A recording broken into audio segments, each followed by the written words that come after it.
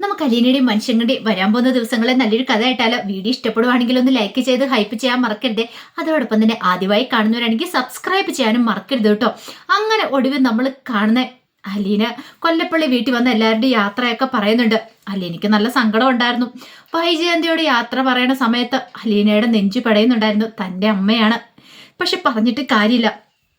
പക്ഷെ വൈജയന്തിക്ക് ഏറ്റവും വലിയൊരു അടിയായിരുന്നു അലീനയുടെ വാക്കുകൾ. 22 വർഷം മുമ്പത്തെ ആ കഥ പറഞ്ഞു കഴിഞ്ഞപ്പോഴത്തേനും ശരിക്കും വൈജയന്തി ഞെട്ടിപ്പോയി.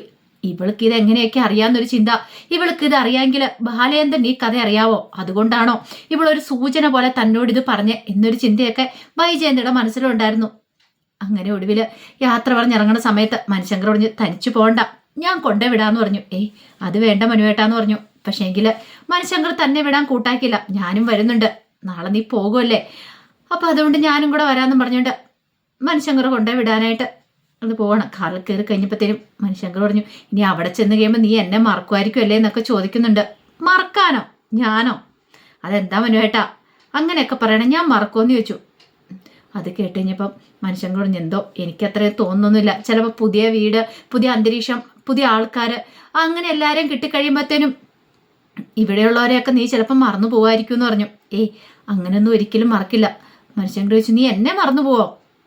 ഇല്ല എന്ന് പറഞ്ഞു. വാക്കാന്ന് പറഞ്ഞുകൊണ്ട് അലീന വാക്ക് കൊടുക്കണം മനുഷ്യങ്ങളുടെ കയ്യിലേക്ക് വെച്ച്. മനുഷ്യന് ഭയങ്കര സന്തോഷം തോന്നി. കാരണം അലീനയുടെ കണ്ണുകളിലുണ്ടായിരുന്നു അവൾക്ക് തന്നോടുള്ള സ്നേഹം എന്ന്. അത് മനു തിരിച്ചറിയുമായിരുന്നു. അങ്ങനെ ഒടുവിൽ മനുശങ്കർ അലീനയും കൂടെ വീട്ടിലേക്ക് ചെല്ലുന്നുണ്ട്. ഈ സമയത്ത് കുട്ടികളെ കാണാൻ ഭയങ്കര ടെൻഷനായിരുന്നു. കാരണം അലീന ചേച്ചി വീട് വിട്ട് പോകുവാണ്. എന്നിനി കാണാൻ പറ്റുമെന്നും അറിയത്തില്ല. കൃഷ്ണമോൾക്കും ബബിതയ്ക്കും രോഹിത്തിനൊക്കെ ഭയങ്കര വിഷമമുള്ള കാര്യം തന്നെയായിരുന്നു. അങ്ങനെ അലീന തിരികെ വീട്ടിലെത്തി കഴിഞ്ഞപ്പോഴത്തേനും അവരുടെ മുഖമൊക്കെ കണ്ടു കഴിഞ്ഞപ്പോൾ അലീനയ്ക്ക് മനസ്സിലായി ബാലേന്ദ്രൻ കാര്യങ്ങളൊക്കെ പറഞ്ഞിട്ടുണ്ട്, നാളെ താൻ പോകുക എന്നുള്ള കാര്യങ്ങളൊക്കെ. അലീന അകത്തേക്ക് കയറി വന്നു കഴിഞ്ഞപ്പോഴത്തേനും കൃഷ്ണമോൾ അലീനയൊന്ന് നോക്കി. പിന്നീട് അലീനയോട് പറഞ്ഞു, അതെ നാളെ അലീന ചേച്ചി പോകുമല്ലേ എന്ന് ചോദിച്ചു. അപ്പോഴേക്കും അലീന സാധാരണഗതിയിൽ എന്ന് തലമൂടുക മാത്രമേ ചെയ്തത്. ആ സമയത്ത് ഭവതി ചോദിച്ചു, അല്ല ഇത്ര പെട്ടെന്ന് അലീന ചേച്ചിക്ക് പോകേണ്ട വല്ല കാര്യം ഉണ്ടായിരുന്നോ? ചേച്ചി എന്തിനാ പോണേ? ചേച്ചിക്ക് ഇവിടെ നിന്നാൽ മതിയായിരുന്നല്ലോ എന്നൊക്കെ പറഞ്ഞു.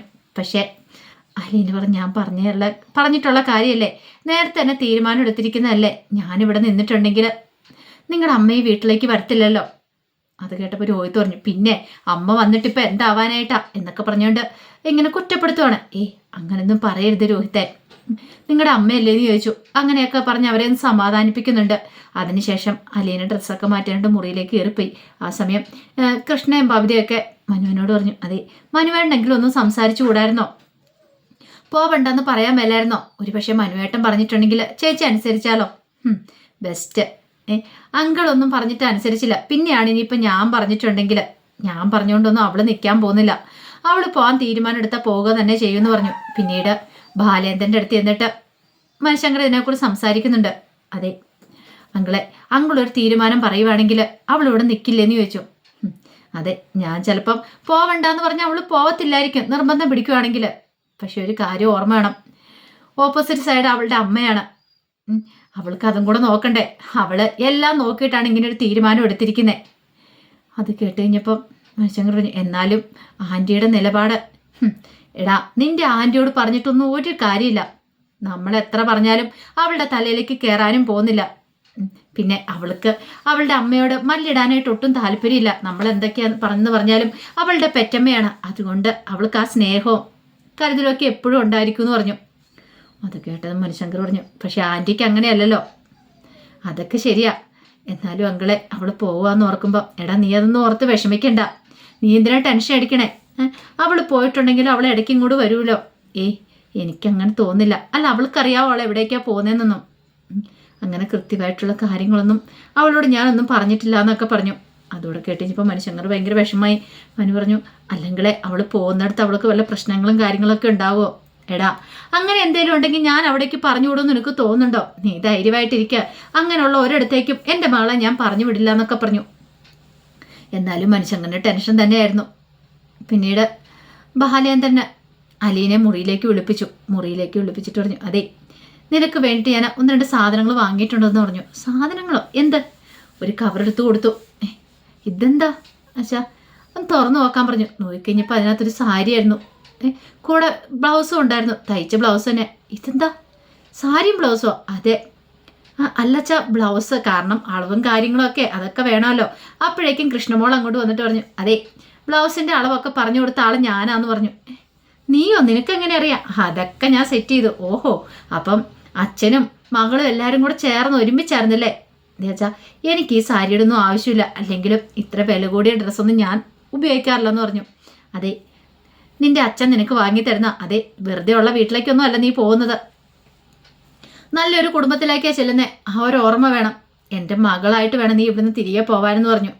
അപ്പോഴേക്കും കൃഷ്ണമോൾ അങ്ങോട്ടേക്ക് ഇറങ്ങിപ്പോയി. ആ സമയം എനിക്ക് ഭയങ്കര സങ്കടം വരുന്നുണ്ടായിരുന്നു. ബാലേന്ദ്രൻ പോയി ഒരു ജ്വല്ലറി ബോക്സും കൂടി എടുത്തു. അതിനകത്ത് കുറേ സ്വർണ്ണമുണ്ട്, കമ്മലും മാലെല്ലാം ഉണ്ട്. എന്നിട്ട് പറഞ്ഞു, ഇത് നിനക്കുള്ള, ഇതൊക്കെ ഇട്ട് വേണം പോവാനായിട്ട്. അല്ലാതെ കഴുത്തേലൊരു കൊന്തേ അതൊക്കെ ഇട്ടുകൊണ്ടല്ല അങ്ങോട്ടേക്ക് കയറി ചെല്ലേണ്ടത്. എൻ്റെ മകളായിട്ട് ഞാൻ ഇവിടുന്ന് കൊണ്ടുപോയി സമയത്ത് അങ്ങനെ ആ ഒരു അതോടുകൂടി വേണം പോകാനായിട്ട്, അല്ലാതെ ഒന്നുമില്ലാത്ത വീട്ടിൽ നിന്ന് വരുന്ന പോലെ ആയിരിക്കില്ലെന്ന് പറഞ്ഞു. എന്തിനാ അച്ഛ ഇതൊക്കെ? ഞാനൊന്നും ഉപയോഗിക്കില്ലെന്ന് അച്ഛനറിയാലോ. ഉപയോഗിക്കില്ലെന്നല്ലല്ലോ, ഇല്ലാത്തതുകൊണ്ടല്ലേ നീ ഇടായിരുന്നേ.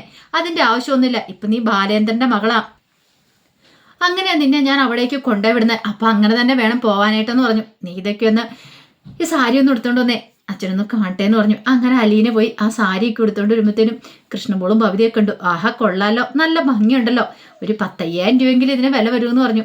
അലീന പറഞ്ഞു, അത്രയും രൂപയോ? പിന്നല്ലാതെ ഇപ്പം ചേച്ചിനെ കണ്ടിട്ടുണ്ടെങ്കിൽ എന്ത് സുന്ദരിയാണെന്നറിയാമെന്ന് പറഞ്ഞു. ഒന്ന് പോടി അവിടുന്ന്, സത്യമായിട്ടുള്ള കാര്യം പറയണേന്ന് പറഞ്ഞു. ബാലേന്ദ്രൻ അലീന സാരി എടുത്തോണ്ടപ്പോൾ അലീനയെ നോക്കി. എന്ത് ഭംഗിയാ കാണാൻ, നല്ല ഭംഗിയുണ്ട്. കാരണം ഇതിനു മുമ്പത്തെ പോലെ ഒന്നുമല്ല, സാരിയൊക്കെ എടുത്ത് ആഭരണമൊക്കെ ഇട്ട് കഴിഞ്ഞപ്പോഴത്തേനും അലീനെ കാണാൻ ഭയങ്കര ഭംഗിയായിരുന്നു. അങ്ങനെ അന്നത്തെ ഒരു രാത്രി ആർക്കും അങ്ങോട്ട് ഉറങ്ങാൻ പോലും പറ്റുന്നുണ്ടായിരുന്നില്ല. നാളെ അലീന പോകുന്നുള്ള ചിന്ത എല്ലാവരുടെയും മനസ്സിനെ വല്ലാതെ വേദനിപ്പിക്കുന്നുണ്ടായിരുന്നു.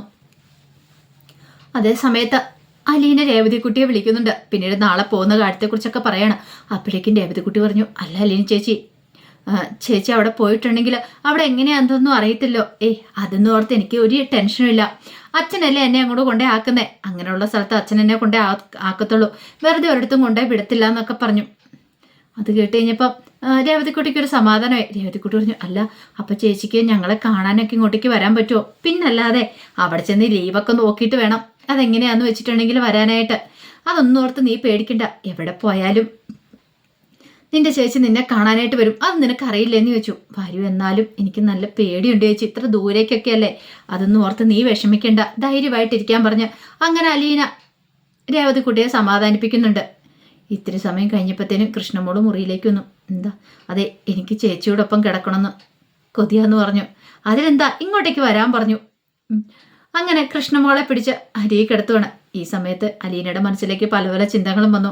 താൻ ഇവിടെ വന്ന സമയം മുതൽ തനിക്ക് എന്നും സപ്പോർട്ടായിട്ട് നിന്നവളാണ് ഇവള്. എന്ത് പ്രശ്നം ഉണ്ടായാലും തന്നോടൊപ്പം നിൽക്കും. ആ ഒരു സ്നേഹം, തൻ്റെ സ്വന്തം അനുജത്തിയാണിത്. പക്ഷെ അതൊന്നും അറിയില്ലാതെയാ, താൻ ചേച്ചിയാണെന്ന് അറിയത്തില്ലാതെയാണ് ഇവള് തന്നെ ആദ്യമായിട്ട് സ്നേഹിക്കാൻ തുടങ്ങിയത്. അതൊക്കെ അലീനയുടെ മനസ്സിൽ കൂടെ ഇങ്ങനെ മിന്നിമായുമാണ് ഓരോരോ കാര്യങ്ങൾ. നാളെ മുതൽ താൻ പുതിയൊരു വീട്ടിലായിരിക്കും എന്നൊക്കെ ഒരു ചിന്ത. ഇതിനേക്കാളും വല്ലാത്തൊരവസ്ഥയായിരുന്നു ബാലേന്ദ്രന്. അലീന വീട് വിട്ടു പോകാൻ തുടങ്ങിയപ്പോൾ ബാലേന്ദ്രന് ഭയങ്കര വിഷമമുണ്ട്. ഒരുപക്ഷെ സ്റ്റാൻലി വിളിക്കാതിരിക്കുമായിരുന്നെങ്കിൽ അവളെ തൻ്റെ മകളായിട്ട് തന്നെ ഇവിടെ താൻ വളർത്തിയാനും. പക്ഷെ എന്ത് ചെയ്യാൻ പറ്റും, സ്റ്റാൻലി വിളിച്ചല്ലോ, അതുകൊണ്ട് മാത്രമാണ് ബാലേന്ദ്രൻ പറഞ്ഞു വിടുന്നത്. ബാലേന്ദ്രന് വിടാനായിട്ട് ഇഷ്ടമുണ്ടായിട്ടുണ്ടായിരുന്നില്ല. അങ്ങനെ എന്താണെങ്കിലും പിറ്റേ ദിവസം രാവിലെ ആയി കഴിഞ്ഞപ്പോൾ അലീന പോകാനായിട്ട് റെഡിയാവുകയാണ്. അപ്പം ബാലേന്ദ്രൻ പ്രത്യേകം പറഞ്ഞിട്ടുണ്ടായിരുന്നു, ഞാൻ വാങ്ങിച്ചെന്ന പുതിയ സാരിയും ബ്ലൗസും ഒക്കെ ഉടുത്ത് വേണം പോകാനായിട്ട്, നല്ല അടിപൊളിയായിട്ട് ഒരുങ്ങി വേണം പോകാനായിട്ട്, എൻ്റെ മകളായിട്ടാണ് ഞാൻ കൊണ്ടേ കൈമാറാൻ പോകുന്നതെന്നൊക്കെ പറഞ്ഞു. അലീനയ്ക്ക് ആ പറഞ്ഞതിൻ്റെ അർത്ഥമൊന്നും മനസ്സിലായിട്ടുണ്ടായിരുന്നില്ല. ഏതോ ഒരു ലാലിച്ചൻ്റെ വീട്ടിലേക്ക്, ലാലൻ അങ്ങനെ പേര് പറഞ്ഞിട്ടുണ്ടായിരുന്നേ, അല്ലാതെ അതിനെക്കുറിച്ച് കൂടുതലൊന്നും അറിയത്തുണ്ടായിരുന്നില്ല. ആ വീട്ടിലേക്കാണ് പോകുന്നത്. അങ്ങനെ ഒരു ചിന്തയോട് കൂടിയിട്ടാണ് അലീന ഇരുന്നത്. പക്ഷേ ബാലേന്ദ്രൻ്റെ മനസ്സ് പെടയുമായിരുന്നു, എങ്ങനെ ഇനി ഇവളോട് ഈ സത്യങ്ങളൊക്കെ തുറന്നു പറയുമെന്ന് ഓർത്തിട്ട്, അവളുടെ അച്ഛൻ്റെ അടുത്തേക്കാണ് അവളെ പറഞ്ഞു വിടുന്നതെന്ന് ഓർത്തിട്ട്. അങ്ങനെ എന്താണെങ്കിലും ഒരു രാജകുമാരിയെ പോലെ ഒരുക്കിക്കൊണ്ടാണ് അലീനയെ ബാലേന്ദ്രന് അവിടുന്ന് കൊണ്ടുപോകുന്നത്. അപ്പോൾ അതിൻ്റെ കഥകൾക്കായി നമുക്ക് എല്ലാവർക്കും കാത്തിരിക്കാം കേട്ടോ. അതോടൊപ്പം തന്നെ എല്ലാ ദിവസവും ഉച്ചയ്ക്ക് മാമ്പഴം എന്ന എൻ്റെ ചാനലിനകത്ത് വരാൻ പോകുന്ന ദിവസത്തെ അലീനയുടെ മനുഷ്യങ്ങളുടെ വിശേഷങ്ങൾ അപ്ലോഡ് ചെയ്യുന്നുണ്ട് കേട്ടോ. കാണാൻ താല്പര്യമുള്ളവരെ അതോടെ കയറി കാണാൻ ശ്രമിക്കണേ. ഒരിക്കൽ കൂടി എല്ലാവർക്കും ശുഭരാത്രി നേർന്നുകൊണ്ട് നിർത്തുന്നു. നന്ദി.